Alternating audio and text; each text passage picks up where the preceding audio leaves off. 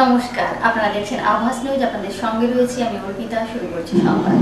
বুথে রাজনীতি করো, মনোযোগ দিয়ে আমার কথা শুনবে, মনোযোগ দিয়ে আমার কথা শুনবে। 16, 17, 18, 19 যদি কোন বিজেপির নেতা ইয়ারও অফিসে ফর্ম জমা দিতে আসে 10টার বেশি, তাহলে রবীন্দ্রসঙ্গীতের সাথে একটু ডিজেও বাজিয়ে দিয়ে ডিজেও শুনিয়ে দেবে ভদ্রভাবে, ঠিক আছে? ভাবছে শেষ মুহূর্তে মানুষের নাম বাদ দেবো? আরে এই বাংলা রবীন্দ্রনাথ ঠাকুরের বাংলা, ক্ষুদিরাম বোসের বাংলা, ঈশ্বরচন্দ্র বিদ্যাসাগরের বাংলা, স্বামী বিবেকানন্দের বাংলা। এই বাংলা বশ্যতা স্বীকার করবে না, মেরুদণ্ড বিক্রি করবে না, আত্মসমর্পণ করবে না, মাথা নত করবে না, তোমাদের কাছে ঝুঁকবে না। এসআইআরের শুনানি পর্বের মাঝেই বিতর্কের কেন্দ্রবিন্দুতে ফর্ম ৭। এই ফর্মের মাধ্যমে ভোটারদের নামের তালিকা বাদ দেওয়ার প্রক্রিয়া সম্পন্ন হয়। গত মঙ্গলবার বাঁকুড়ার তালডাংরা বিধানসভায় বিজেপি নেতার গাড়ি থেকে কয়েক হাজার এই ফর্ম উদ্ধার হয়। ভোটারদের নাম বাদ দেওয়ার জন্য বিজেপি চক্রান্ত করছে বলে দাবি করে তৃণমূল। শুক্রবার পশ্চিম মেদিনীপুরে তৃণমূল কংগ্রেসের সভা থেকে এ বিষয়ে ফের সতর্ক করলেন তৃণমূল কংগ্রেসের সর্বভারতীয় সাধারণ সম্পাদক অভিষেক বন্দ্যোপাধ্যায়। বিজেপি নেতারা ভোটারদের নাম বাদ দেওয়ার চেষ্টা করলে রবীন্দ্রসঙ্গীতের পাশাপাশি ডিজে শুনিয়ে দেওয়ার ইঙ্গিতপূর্ণ বার্তা অভিষেকের। তবে একই সঙ্গে তিনি বলেছেন সবটাই করতে হবে শান্তিপূর্ণভাবে। এদিনের সভার মাঝেই কারা তৃণমূলের বুথ কর্মী হিসেবে কাজ করেন সেটা জানতে চান অভিষেক। এরপরেই অভিষেক বলেন, যদি বিজেপি নেতা ওর কাছে 10টির বেশি ফর্ম রবীন্দ্রসঙ্গীতের পাশাপাশি কর্মীদের উদ্দেশ্যে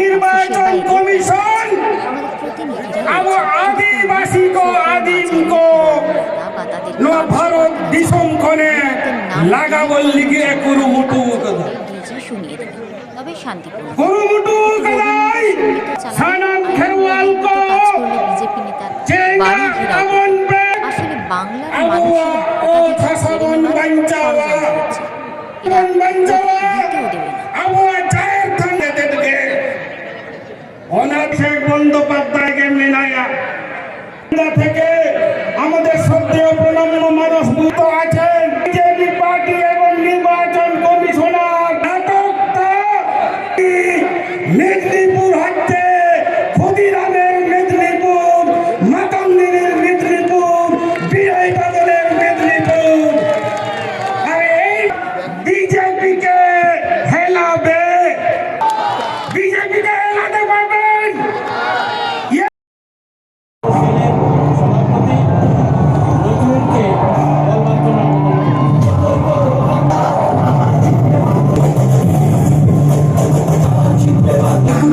সামনে নতুন দিশা এবার ভোরের কাছে তোমার অমানিসা করেছো ধর্ম দিয়ে ভাষার অপমানে, তাই হলে জবাব দিতে এই বাংলাও জানে।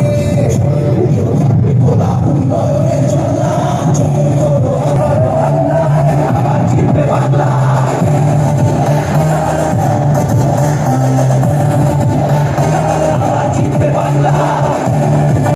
বুথে রাজনীতি করো, মনোযোগ দিয়ে আমার কথা শুনবে,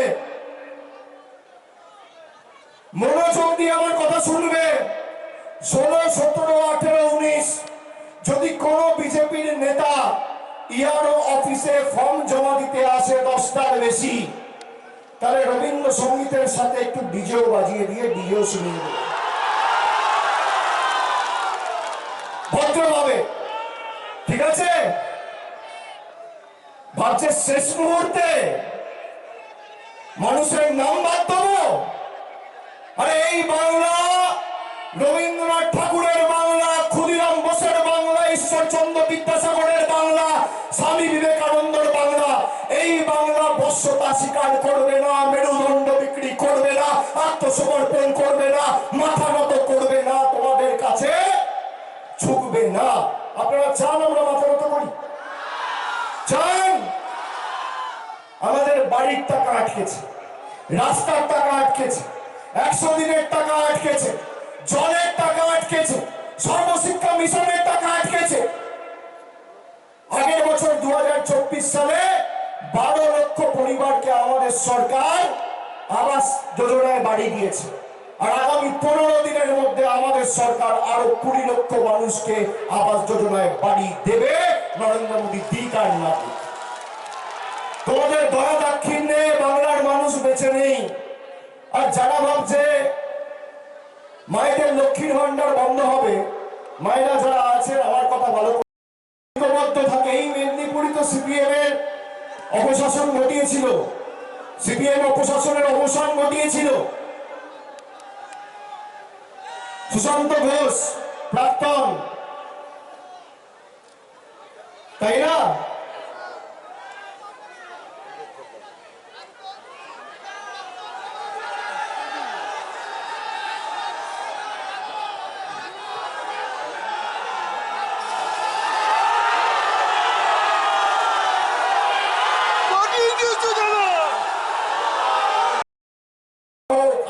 আইনি ব্যবস্থা নেওয়া হোক, রাজনৈতিক লড়াই হোক বা দিল্লি চলো ডাক হোক, তৃণমূল কংগ্রেস দরকার হলে যা করণীয় হবে দিন তাই করবে, কিন্তু মানুষ যাতে বিভ্রান্ত না হয়।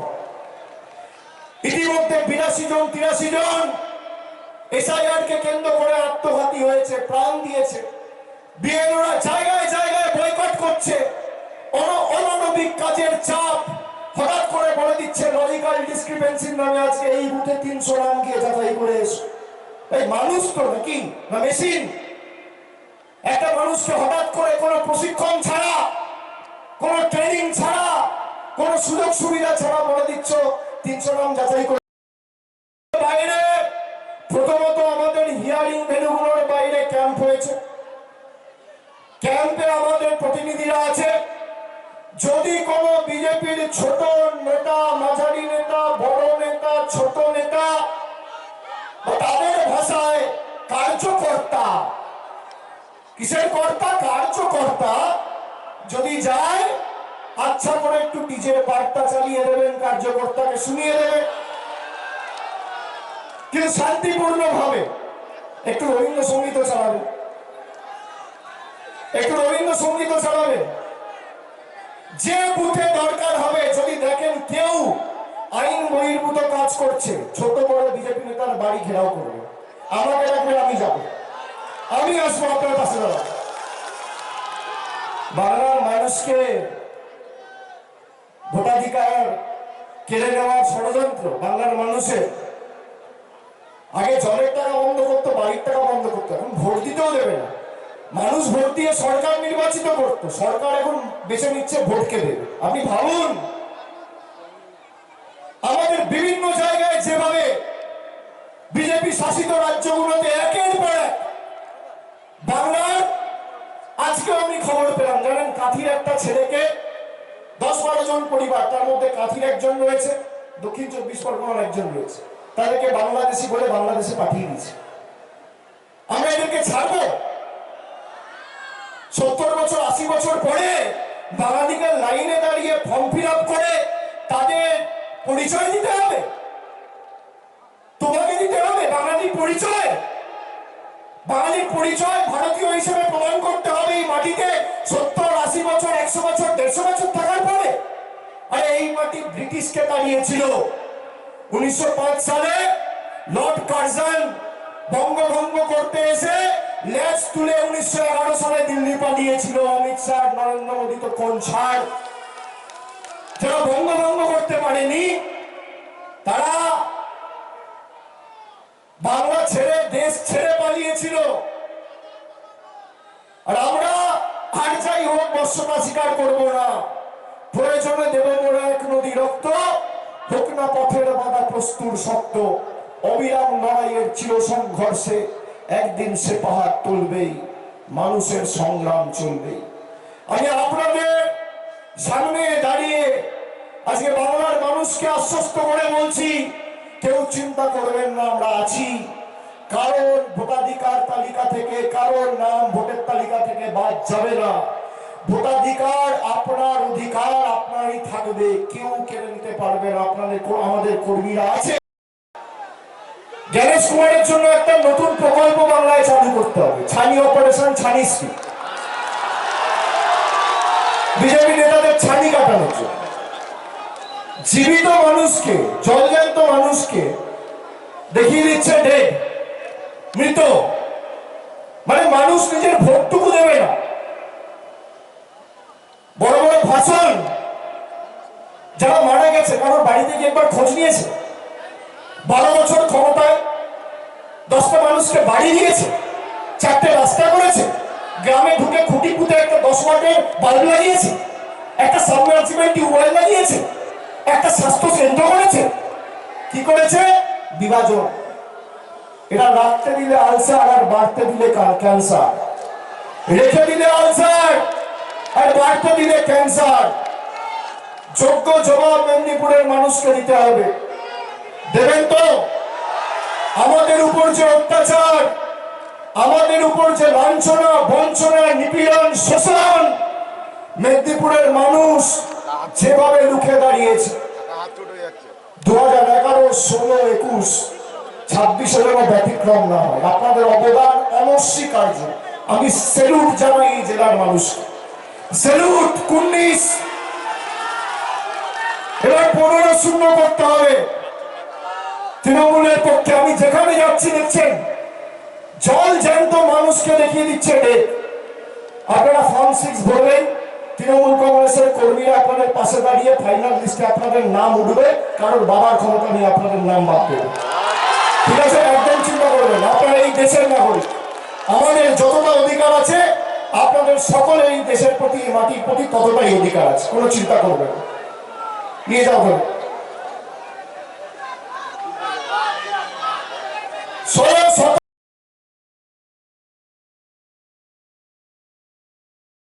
যতদিন আমরা রয়েছি এদের জন্য তৃণমূলের দরজা বন্ধ। এই অজিত মাইতির সাথে হিরণ আমার অফিসে এসেছিল, দেখেছেন তো? আপনাদের দাবিকে মান্যতা দিয়ে। কিন্তু এবার খড়গপুর তৃণমূলকে জেতাতে হবে, আর খড়গপুরের দায় দায়িত্ব আমার। যা লাগবে খড়গপুরের মানুষের জন্য আমি দায়িত্ব নিয়ে যেখানে যা লাগবে। বিজেপিকে তো আপনারা সুযোগ দিলেন, 5 বছর বিধায়ক দিলেন, 19 থেকে 24 বিজেপির সাংসদ ছিল, কিছু তো পাননি। উল্টে আমাদের অধিকার বন্ধ করে রেখেছে। আচ্ছা, আপনি যাকে ভোট দিয়ে নির্বাচিত করছেন সে যদি বলে যে আমাকে যারা দিল্লিতে পাঠিয়েছে তাদের জব্দ করো, তাহলে আপনি তাদের জব্দ করবেন না? 26 বিধানসভা ভোটের আগে মেদিনীপুরের মাটিতে রাজনৈতিক বদলের ইঙ্গিত। জেলায় বিজেপির 2 বিধায়ক তৃণমূলে যোগ দিতে চেয়ে তদবির করছেন, কিন্তু জনতার দাবিকে প্রাধান্য দিয়ে সেই দরজা বন্ধ রেখেছেন দলের সর্বভারতীয় সাধারণ সম্পাদক অভিষেক বন্দ্যোপাধ্যায়। শুক্রবার মেদিনীপুরের রণসংকল্প সভা থেকে সে কথাই শোনালেন তিনি। এ প্রসঙ্গে খড়গপুরের বিজেপির তারকা বিধায়ক হিরণ চট্টোপাধ্যায়ের নামোল্লেখ করে অভিষেকের বক্তব্য, এই তো অজিত মাইতির জেলা তৃণমূলের সভাপতির সঙ্গে হিরণ আমার অফিসে এসেছিল, তৃণমূলে যোগ দেওয়ার ইচ্ছে প্রকাশ করেছিল, নিইনি। এখনও মেদিনীপুরের 2 বিজেপি বিধায়ক আমাদের সঙ্গে যোগাযোগ রেখে চলেছেন, কিন্তু এখানের জনতার দাবি মেনে ইচ্ছের কথা ভেবে আমরা দরজা বন্ধ রেখেছি। টার্গেট এখন আর জয় নয়, আগের 3 বারের তুলনায় ব্যবধান আরও বাড়িয়ে চতুর্থবার বাংলার মাটিতে মমতা বন্দ্যোপাধ্যায় সরকার প্রতিষ্ঠা করা। সেই লক্ষ্যে নির্বাচনের আগে গোটা রাজ্য চষে বেড়াচ্ছেন তৃণমূলের সর্বভারতীয় সাধারণ সম্পাদক অভিষেক বন্দ্যোপাধ্যায়। কর্মসূচির নাম যতই করো হামলা, আবার জিতবে বাংলা। শনিবার তিনি মেদিনীপুর শহরে জনসভা করেছেন। মেদিনীপুরকে 15-0 করতে হবে, দলের কর্মীদের এই টার্গেট বেঁধে দেন অভিষেক। আর এই প্রসঙ্গেই বিজেপি বিধায়কদের তৃণমূলের সঙ্গে যোগাযোগের তথ্যটি ফাঁস করেন তৃণমূলের সর্বভারতীয় সাধারণ সম্পাদক। বলেন, খড়গপুরের বিধায়ক হিরণের তৃণমূলে যোগ দেওয়ার ইচ্ছের কথা। উল্লেখ্য, বছর 2 আগেই অভিষেকের ক্যামাক স্ট্রিটের অফিসে হিরণ একবার গিয়েছিলেন। সেই ছবি ভাইরাল হওয়ার পর তুমুল চর্চা শুরু হয়েছিল। টলিউড নায়ক তথা একসময় তৃণমূলের যুবনেতা ফের শিবির বদলাতে চাইছেন। ইদানিং সেই হিরণ ফের চর্চায় উঠে এসেছেন। তার কারণ বঙ্গের গেরুয়া ব্রিগেডে দিলীপ ঘোষের সক্রিয় হওয়া। শ্রমিক ভট্টাচার্য রাজ্য বিজেপি সভাপতি দায়িত্ব নেওয়ার পর পুরনো নেতাদের ফের চাঙ্গা করে তুলছেন। এমন সময় দিলীপ ঘোষ ফের নিজের গড় খড়গপুর থেকে ভোটে লড়তে আগ্রহ প্রকাশ করেছেন। তাতে বেঁকে বসেন হিরণ। নিজের আসন টলমল দেখে তার মত, বর্তমান বিধায়ককে নিজের আসন থেকে সরানোর সিদ্ধান্ত সমর্থনযোগ্য নয়। আর এই আবহেই হিরণের দল বদলের ইচ্ছার কথা ফাঁস করলেন অভিষেক। বোঝালেন দলে বেনু জল আটকে দিয়েছেন তিনি। এবার দলের কর্মীরা তাঁকে উপহার হিসেবে দেবেন খড়গপুর আসনটি।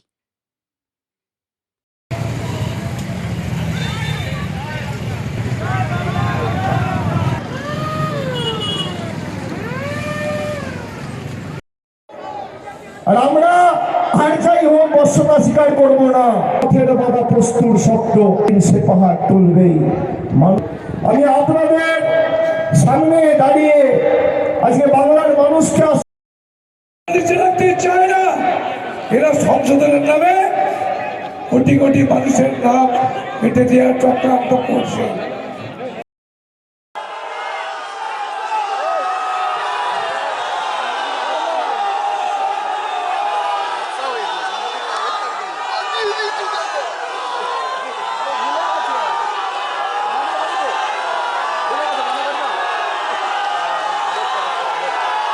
আপনাদের দাবি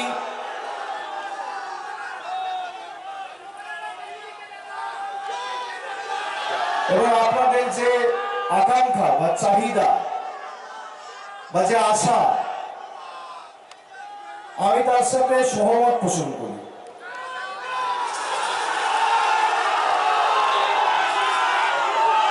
কিন্তু আমাদের দেশে সংবিধান রয়েছে, বিচার ব্যবস্থা রয়েছে, আইনি প্রক্রিয়া মেনে সবাইকে কাজ করতে হয়। আপনারা জানেন, আমি নাম বলছি না, বিজেপি এখানে কটা এমএলএ রয়েছে? কটা এমএলএ রয়েছে? কটা রয়েছে? দুজনই তৃণমূলে আসতে চেয়েছে। আপনাদের দাবিকে মান্যতা দিয়ে দরজা বন্ধ করে রেখেছে। শীতল কপাটের ইতিহাস যারা এখানে উপস্থিত রয়েছে, যাদের বয়স 45-50-এর উপরে, তারা জানে শীতল কপাট কিভাবে সন্ত্রাস করেছে। সিপিএম এর হারমাতরা বিজেপির জল্লাদ হয়েছে। তৃণমূলের সম্পদ জীবনে হবে না। যতদিন আমরা রয়েছি এদের জন্য তৃণমূলের দরজা বন্ধ। এই অজিত মাইতির সাথে হিরণ আমার অফিসে এসেছিল, দেখেছেন তো? নিন আপনাদের দাবিকে মান্যতা দিয়ে। কিন্তু এবার খড়গপুর তৃণমূলকে জেতাতে হবে। মেদিনীপুরে কিছু মানুষের সাথে 2023 বা 24 পঞ্চায়েত নির্বাচনের আগে পরের ঘটনা হবে, যাদের পাট্টার সমস্যা ছিল। আমি গিয়ে দেখা করেছিলাম, খুব সম্ভবত বোধহয় অজিত দার কনস্টিটিউয়েন্সি। 10 দিনে করে দিয়েছি। আমি যেটা পারবো বলি, করব বলি, সেটা করি। আর যেটা পারবো না, আমার দ্বারা হবে না, আমি মানুষকে বিভ্রান্ত করব না। খড়গপুর, ঘাটাল, তার সাথে বাকি যে 14টায় আপনারা আশীর্বাদ করেছিলেন, কেশিয়ারি, দাসপুর, দেবড়া, দাঁতন, কেশপুর, শালবনী, গড়বেতা, পিংলা, সবং, প্রত্যেক জায়গায় খড়গপুর গ্রামীণ, সদর এবং ঘাটাল সব জায়গায় এবার জোড়াফুলকে আরো শক্তিশালী করতে হবে। আর ভোটের বাক্স যেদিনকে খুলবে সেদিনকে এখনকার যারা পদ্মফুলের নেতা, সিপিএম এর হারমাত ছিল যারা, তারা এবার চোখে সর্ষে ফুল দেখে। এটা সুনিশ্চিত করতে হবে। আপনারা কথা দিচ্ছেন আমাকে। আর বুথ অতন্দ্র প্রহরীর মতো বুকের রক্ত দিয়ে রক্ষা করতে হবে। রক্ত দিয়ে রক্ষা করতে হবে। একটা মানুষের বাড়ি বাড়ি দরকার হলে 10 বার যাবে। এরা এসআইআর করেছে তো, এসআইআর করে বাংলা থেকে 1 কোটি মানুষকে তার অধিকার কেড়ে নিয়ে শিক্ষা দিতে চেয়েছে। আমরা গণতান্ত্রিক ভাবে এদের বিরুদ্ধে এফআইআর করে জবাব দেবো। গণতান্ত্রিক ভাবে বাংলার মানুষের কি ক্ষমতা রয়েছে, সেই দায়িত্ব আপনাদের। আমার আজকে মনে পড়ে যাচ্ছে কবিগুরুর কথা, এত চক্রান্ত, এত ষড়যন্ত্র।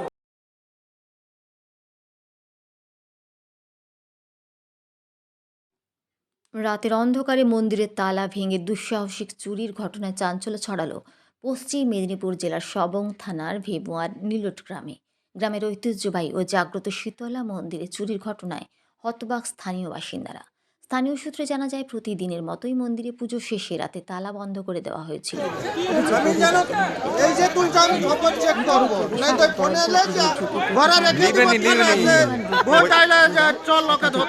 ওইখানে দাঁড়াইলে হতো, এখানে ছবি নেবে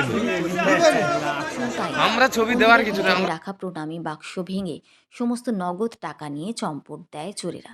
পরদিন মন্দিরে চুরির বিষয়টি জানাজানি হতেই এলাকায় শোরগোল পড়ে যায়। গ্রামবাসীদের নিজস্ব প্রচেষ্টায় তিলে তিলে গড়ে তোলা এই মন্দিরে চুরির ঘটনায় ক্ষোভে ফুঁসছেন এলাকার মানুষজন। গ্রামবাসীদের বক্তব্য, শীতলা মন্দিরটি তাঁদের ভক্তি ও বিশ্বাসের প্রধান কেন্দ্র। সেই পবিত্র স্থান থেকে চুরির ঘটনা তাঁরা কোনোভাবেই মেনে নিতে পারছেন না। ইতিমধ্যে মন্দির কমিটির পক্ষ থেকে সবং থানায় লিখিত অভিযোগ দায়ের করা হয়েছে। অভিযোগ পাওয়ার পরেই ঘটনাস্থলে পৌঁছে তদন্ত শুরু করেছে সবং থানার পুলিশ। দুষ্কৃতীদের খোঁজে তৎপর সবং থানার পুলিশ। গ্রামবাসীদের দাবি, পুলিশ দ্রুত তদন্ত শেষ করে দোষীদের চিহ্নিত করুক এবং চুরি যাওয়া অলংকার উদ্ধার করুক।